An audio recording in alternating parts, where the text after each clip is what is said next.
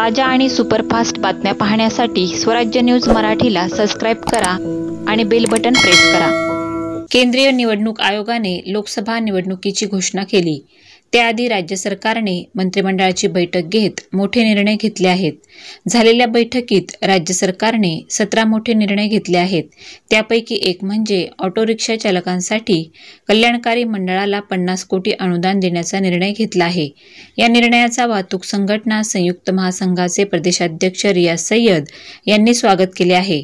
मात्र राज्य शासनाने ऑटो रिक्षा टॅक्सी चालकांसाठी कल्याणकारी मंडळाला फक्त 50 कोटी रुपये निधी देऊन आखडता हात घेतल्याने नाराजी व्यक्त केली आहे।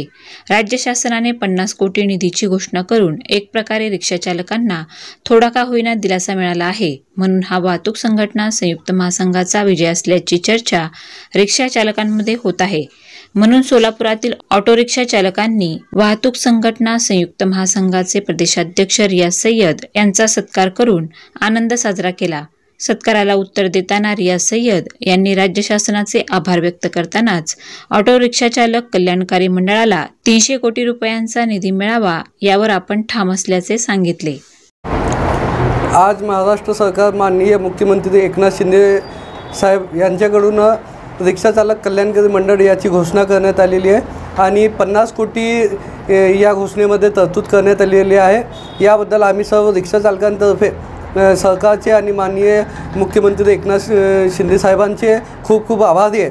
तसेच महासंघाने वाहतूक संघटना संयुक्त महासंघाने गेल्या 7 वर्षापासून या कल्याणकारी मंडळासाठी सतत लढा घेतलेला आहे आणि संघर्ष केलेला आहे। याचबरोबर सर्व चालकांनी महासंघासोबत या लढ्यामध्ये सामील झालेले आहे। आज त्या लढ्याला यश मिळालेलं आहे। परंतु एक खंत आम्हाला व्यक्त करण्याची आज गरज आहे की वाहतूक संघटना संयुक्त महासंघाची मागणी कल्याणकारी महामंडळासाठी 300 करोड रुपयाची होती, तर एकनाथ शिंदे साहेबांनी फक्त 50 कोटी रुपये देऊन रिक्षा चालकांवर एकतर्फे थोडीशी कमतरता दाखवलेली आहे। त्याबद्दल आम्ही माननीय मुख्यमंत्री साहेबांना पुन्हा एकदा निवेदन करतो की आणि त्यांना एक विनंती करतो की आपण या कल्याणकारी मंडळाला 300 कोटीचे तरतूद करावी आणि सर्व रिक्षा चालकांवर न्याय करून द्यावा अशी नम्र विनंती आहे। आणि आज जे त्यांनी कल्याणकारी मंडळाची घोषणा केलेली आहे त्याबद्दल आम्ही सर्व रिक्षा चालकांतर्फे